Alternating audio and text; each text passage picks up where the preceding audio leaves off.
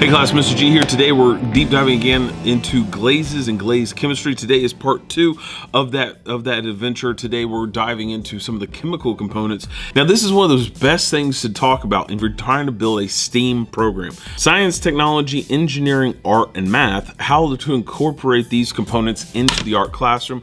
Today we're going to be doing some deep dive into chemical structure and what chemical structure means for glazes and glaze chemistry. And what that means as far as glaze and clay and how those two combine together. All right, so let's recap last class. So last class we were talking about some of our liquid glazes as well as dry glazes and what the differences in those glazes are. So what do those glazes mean and how do those things work together? If you need a quick refresher course, just click on the little just click on that and it'll take you back to that other video. Moving forward, so the couple things I wanted to cover today is sizing of clay. So as we fire clay and clay is in the kiln and it's firing, it's doing its thing, it's also got sizing issues. So while this thing is in the kiln baking, it's going from the raw clay form into the bisque state and then the bisque state into the glaze state. Now what are those things, what happens during those firing process depends on the type of clay that you're using. Now for this piece I was working with a low fire body, and for this piece I was working with a high fire body. During that firing process, during the bisque firing, the molecular bonds, the water that's inside of the clay, the water bonds that are inside the clay are actually going to break apart from the clay structure itself. Those chemical bonds are going to burn off. And that's what's going to solidify your clay into a watertight vessel. If we take that bisque piece of clay such as this and we put water into it, this will not melt now. This is stuck the way it is forever. At this state, the bisque state, we're ready to start adding our glaze. Now what separates a low fire clay body from a high fire clay body? Class is so much better with visual aids. Look, 2 for $1. This was a good deal. Clay bodies themselves, once they've come out of the bisque, are very similar to a sponge type surface. Now, they are not squishy like a sponge, but they do absorb a lot of glaze and a lot of coloring. The reason that you need to know that is because when you are dealing with bisqueware pieces and you're putting glaze onto the exterior portion of your vessel of your piece that you've created, if you're dealing with a low fire body, you're going to have a lot more tightly condensed pore elements to it. And the reason that I'm saying that way is because as you're brushing on the glaze, it will absorb at a fast rate and it'll stop. It'll kind of hold where it's at. Now, as you're dealing with glazes and you're putting glazes onto the surface of a piece, the glaze that you're adding, rule of thumb is that it should be about a fingernail thickness to the clay. So if you were to scratch the outside of your clay, the density of the glaze that you're adding to that cup is no thicker than a fingernail width. So real super thin, a little thicker than paper. So understand that there's a happy medium in between how much glaze that you can put on a piece. So you can't keep putting several coats of glaze on there and then it'll come out fine, because that just won't happen. So you have to find that happy medium. Do you put just the right amount that the manufacturer said? Most of the glazes that I've read, that I've worked with, it says add 3 coats on this, and this is the general rule of thumb. Now my high fire stuff that I use a dunk method, so I'm dipping the pieces into the glaze buckets themselves, so I got a nice even coat that glaze onto that piece. But do I do 2 or 3 coats of that? It just depends on how fast the glaze is absorbing into the piece.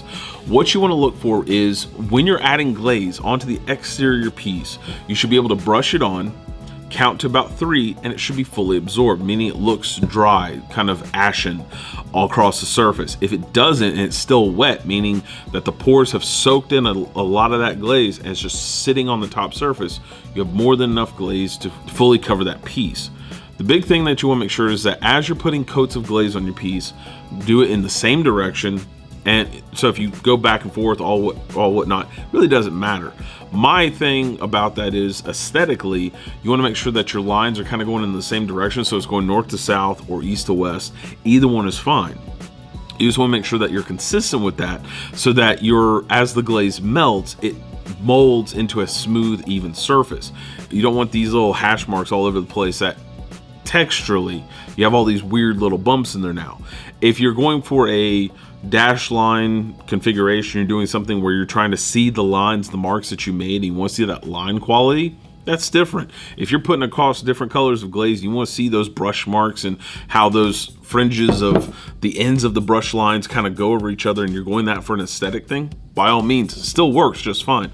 But I'm more on the, I want my pieces smooth, so make sure that your glaze is kind of going in a smoothish texture as much as possible. Things that you need to be aware of during that process is if your glaze that you're adding on is too thick in certain spots. It can always be thicker on the top and thinner on the bottom. The reason being is gravity comes into effect in the kiln.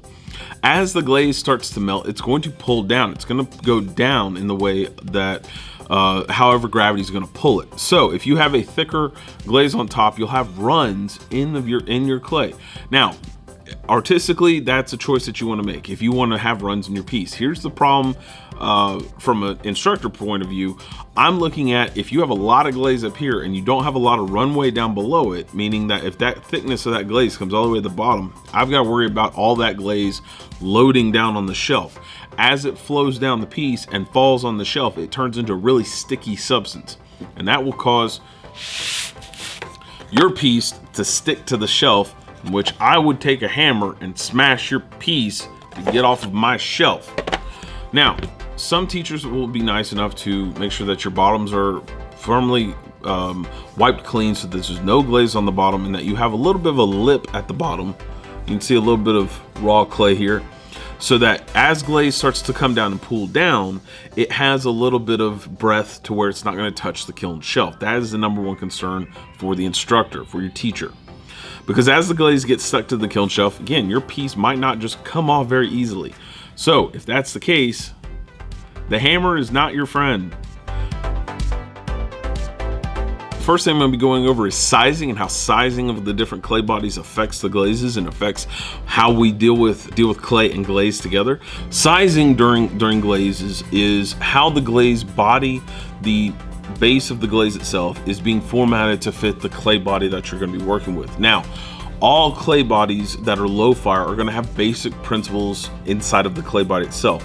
That means that the shrinkage of the clay as it cooks and it's going to shrink and condense down some, is going to shrink at the same rate across the board.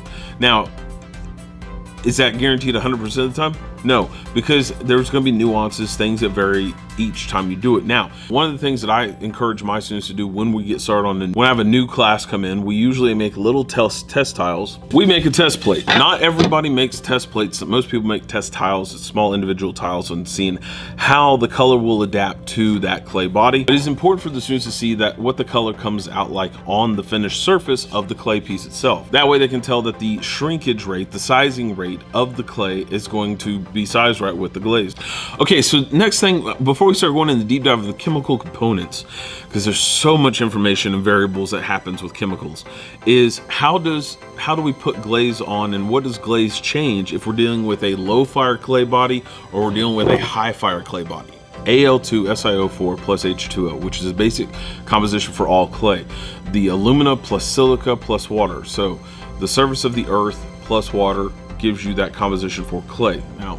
Now, but if you break down chemical compositions of glazes, you're having a very similar aspect in that it is clay. It's a clay body that has colorants added to it. That, at the end of the day, is the basics of glaze, is that it is a clay body with color added to it. The reason that they do that is so that your clay body matches the clay surface that you're going to be applying it on. Your glaze matches the clay surface that you're applying it on with so the clay bodies need to have some similar characteristics to match itself up to. You need low fire elements that are in glaze and low fire elements that are in clay, so that there's proper bonding, so that everything works together, so that as the clay moves and shrinks inside the kiln during the bisque process or during the glaze firing, the glaze also shrinks and adheres to the piece at the same rate. Common elements that you're going to see in glazes are cadmium, magnesium, chrome, chromium oxides, cobalt, iron oxides, which would be red, yellow, and black iron oxides. They all have their different color components. Black does not mean that's going to come out perfectly black. Usually it's a brown.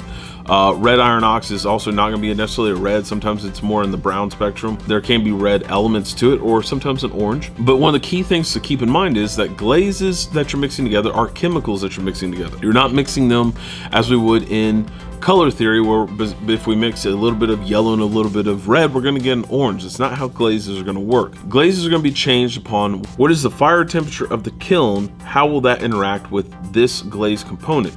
How will it interact with manganese? How will it interact with chromium oxide? If I have manganese on this side, or if I have kaolin and ball clay mixed with manganese, and kaolin and ball clay that's been mixed with chromium oxide, if I mix those two together, will I have this beautiful purple greenish hue? No, because how the manganese burns at one rate and how the chromium oxide burns at another rate are going to give you two different variables to configure when you're dealing with glazes. Now, this mainly happens in high fire glazes. I'll be up front with that, because Mako and the creepy scientists over there, they have made a series of palettes that are based around color theory so that you can mix a orange glaze or a yellow glaze and a red glaze, and you can make orange. How they do it, mad scientist 101. I'm not 100% certain myself, but it is cool. I think that's a really nice feature. Me knowing how glazes work and understanding that chemical components are going to be adding together, I like to be a little more scientific in my methodology. I like to create those test tiles, create different test subject pieces that I'll mix elements on and see what comes out. See if I can add more stuff to it to get a different variant than what was already previously there.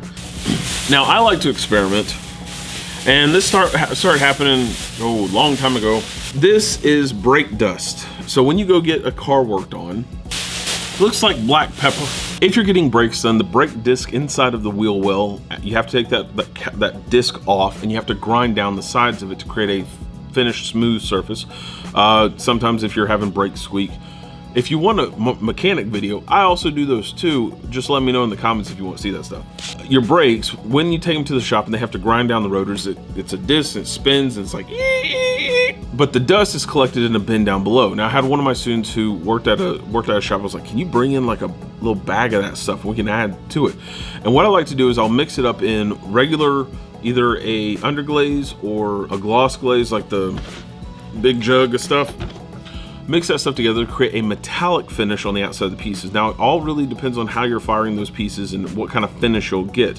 If you fire it kind of hot and fast, you'll get a much smoother surface, because if it's left to go slowly, it doesn't melt at the same temperature, I found. So it's really a tough subject.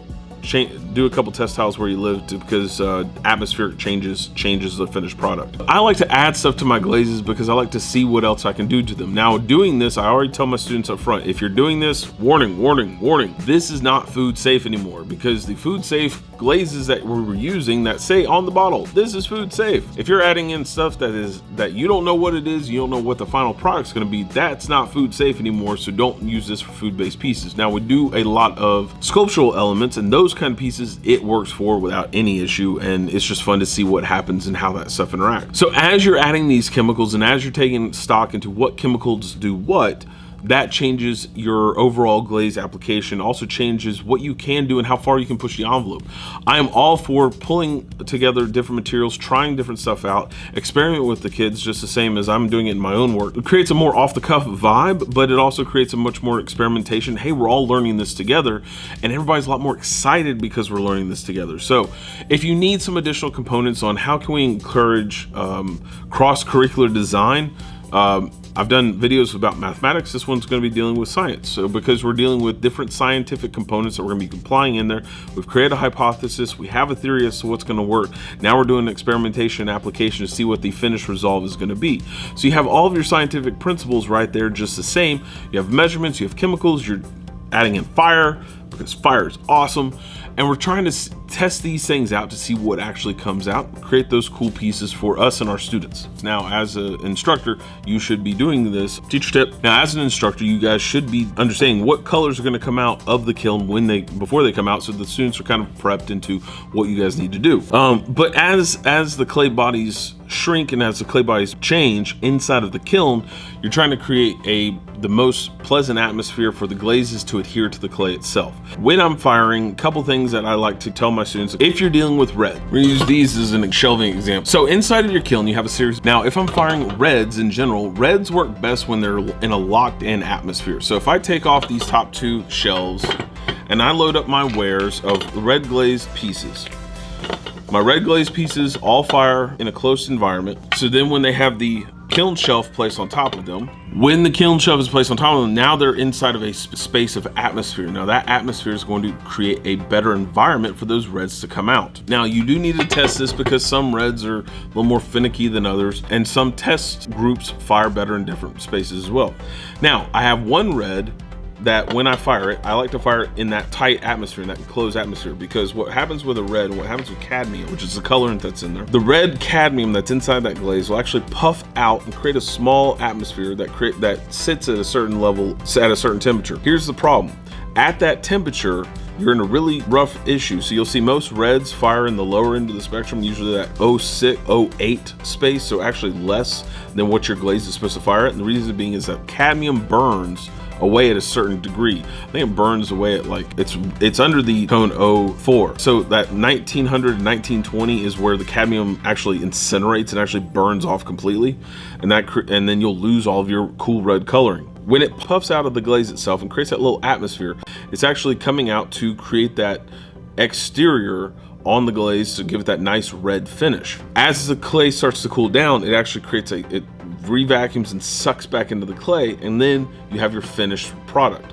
But getting it to create that nice perfect atmosphere, putting them close together to where all that cadmium can kind of feed off of itself, works really well. I've gone as far as taking like test tiles that I've made in the past and actually creating barriers around those pieces to see if I can make a better environment. Sometimes it works, sometimes it doesn't. I've also got another red I think it's the holiday red, holiday or flame, that actually works best if it's only fired inside of a piece, and then that piece has to be fired on the top shelf of the kiln, to where the heat is real weird up there, because there's two different temperature changes. You have one temperature on the outside of the piece, different temperature on the inside of the piece, and that's where you get the red that comes out, and it comes out really nice on the inside of a cup, but not so well on the outside of a cup. Here we go, nice and funky. So nice blood dark red on the inside of the piece. Outside of the piece, you can see where it's actually faded off, and it was because of how the temperature changes during the firing process. Oh, just because I get asked this by my classes all the time. So they ask me, Mr. G, how did I make this wooden piece? It's not wood, it's all clay. This is a clay tiki mug project that we did in class, and I used the raw umber on the exterior of this, and the way that I applied it was levels of stain to where it looks like I stained the piece. So brush it on and then take a sponge to wipe off the excess, so to get this high and low relief and tones, and then use really concentrated parts for the black on the piece, so it looks like wood, but it's not. It's all clay. Fun stuff. So I hope this helped out make glaze a little less complex for you guys. Again, doing more stuff in the next video, so stay tuned for that. As always, let's go ahead and finish up with our homework. Homework is, don't forget to like, subscribe, share on all the various platforms. Make sure that we get the message out there. Again, if you have questions, comments, or concerns, raise your hand down in the comments below. Happy to answer the questions from my classmates. Other than that, as always, I will see you guys next class. Until then, later guys.